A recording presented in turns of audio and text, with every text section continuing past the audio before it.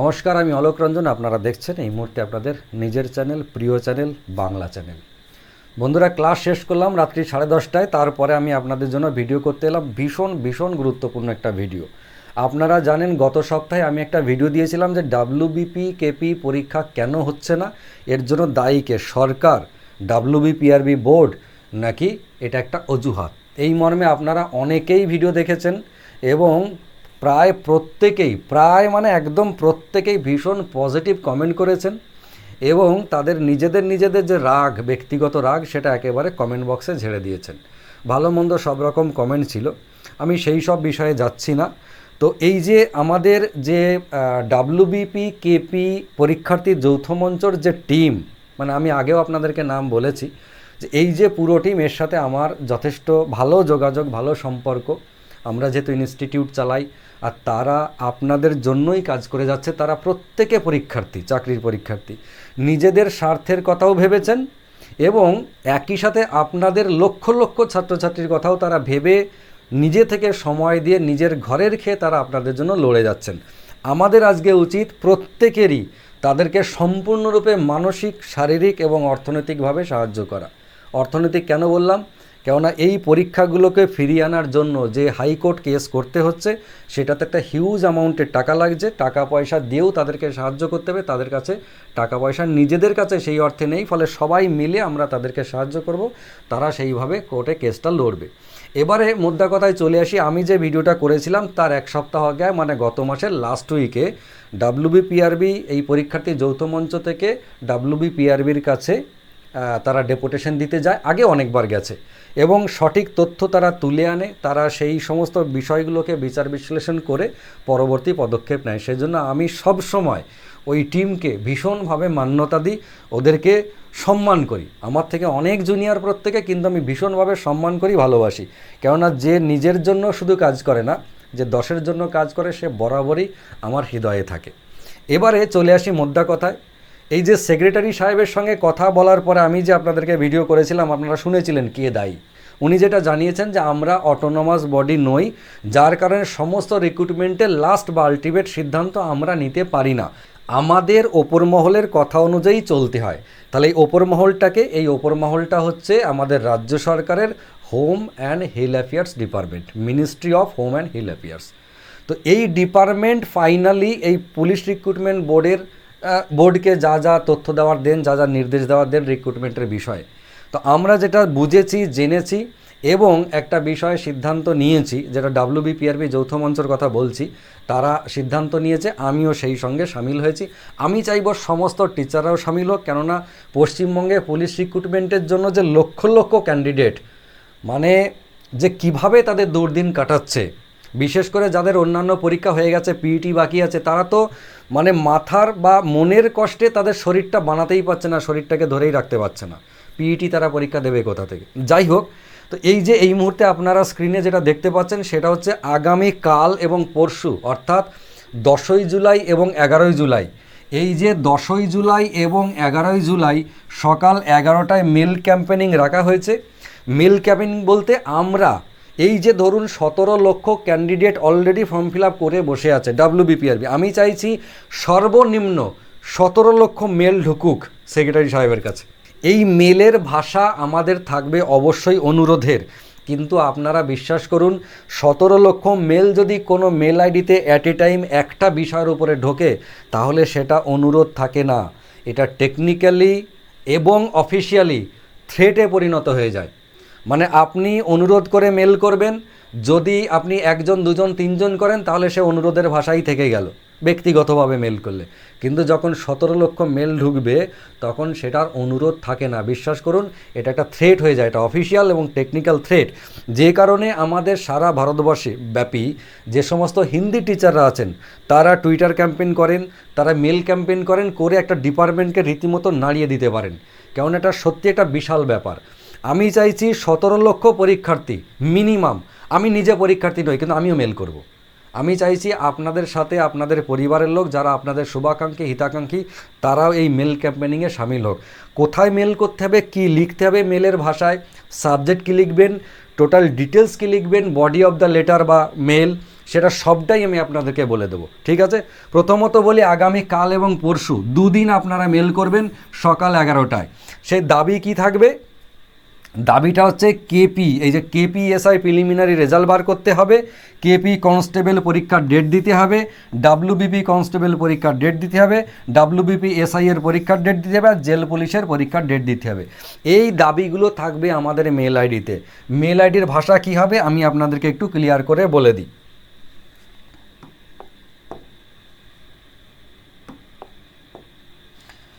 সেটা হচ্ছে আমরা হোম সেক্রেটারিকে মেল করব। হোম সেক্রেটারির যে নিজস্ব মেল আইডি রয়েছে, অফিসিয়াল মেল আইডি, সেই মেল আইডিতে আমরা মেল করব। আপনারা দেখতে পাচ্ছেন wb.accoyhome@gmail.com, wb.accoyhome@gmail.com। এইটা আপনারা অ্যাড্রেস বারে লিখবেন এবং সাবজেক্টের ঘরে যেটা লিখবেন, যে সাবজেক্টের ঘরটা থাকবে সেখানে লিখবেন request to resume all pending police recruitment process. এই জিনিসটা আপনারা সাবজেক্টের ঘরে লিখবেন। এবারে লিখবেনটা কি আমি ইংরেজিতে আপনাদেরকে দেখিয়ে দিচ্ছি। এই জিনিসটা আপনারা লিখবেন কেমন, এই জিনিসটা আপনারা লিখবেন। আমি এই লেখাটা একদম ওয়ার্ডের মতো আমাদের টেলিগ্রাম চ্যানেলের, ফেসবুক পেজে সব জায়গাতে ওয়ার্ড আকারে দিয়ে দেবো। আপনারা জাস্ট কপি করে পেস্ট করে দেবেন চিঠি লেখার জায়গাতে, মানে মেল লেখার জায়গাতে। এই পুরো লেখাটা আপনারা কপি করে দেবেন। কাকে হেডিং করবেন, to home secretary, department of home and hill affairs, government of West Bengal, Nabanna 325, Sarat Chatterjee road, Shibpur, Howrah 7,11,102। এইটাতে লিখবেন। সাবজেক্টের ঘরে লিখে তারপরে যা যা লেখার, এই লেখাগুলো টোটালটাই আপনারা কপি করে দেবেন। কিন্তু মাথায় রাখবেন একদম নিচে একটাই শুধু পরিবর্তন করবেন, সেটা হচ্ছে একদম নিচে যে ইয়োর্স ফেথফুলি জায়গায় যে ইয়োর নেম বলে আমরা লিখে দিয়েছি, এই ইয়োর নেমের জায়গায় সুন্দর করে এডিট করে আপনার নামটা লিখে দেবেন। আর কিচ্ছু পরিবর্তনের দরকার নেই, যা কিছু আছে তাই লিখে দেবেন। যদি বলেন যে এখানে কি লেখা আছে, তাহলে এর ইংরেজিটা আপনারা একটু যত্ন করে মানে পড়ে দেবেন। আমি যদি পড়তে যাই বহু টাইম লেগে যাবে, তো আমি চাইছি না আমি পড়তে। যদি ইংরেজি বুঝতে অসুবিধা হয়, আপনাদের জন্য সুন্দর করে ওই যৌথ মঞ্চের টিম ওরা বাংলাতে লিখে দিয়েছে। আমি বলেছিলাম যে আপনারা বাংলাতেও একটা লেখা দিন। সবাই ইংরেজিটা অত ভালো মানে বোঝে না, কিন্তু যেহেতু অফিসিয়াল মেল করতে হবে ওটা তো ইংরেজিতে রাখতেই হবে। কিন্তু আমরা নিজেরা বোঝার জন্য বা আমাদের ছেলেমেয়েরা বুঝবে যে এর ভিতরে কী আছে, কেন আমরা চাইছি মেল করতে, কাকেই বা মেল করব, সেই বিষয়টা বাংলায় সুন্দর করে ওরা লিখে আমাকে পাঠিয়েছে। এই লেখাটাও আমি আপনাদেরকে দিয়ে দেবো। মোটামুটি এই লেখাটাই হচ্ছে ওই ইংরেজিটার একটা সারমর্ম। আপনারা এই মেল ক্যাম্পেনিং করুন। এবার আমি বলে দিচ্ছি যে আপনারা করবেন কিভাবে। যারা কম্পিউটার থেকে দেবেন তারা নিজের গুগলে ঢুকবেন, ঢোকার পরে এখানে জিমেল লিখে সার্চ করবেন, অথবা যদি কারো আগে থেকে করা থাকে, আমার যেমন করা আছে, আমি জিমেলের মধ্যে ঢুকলাম।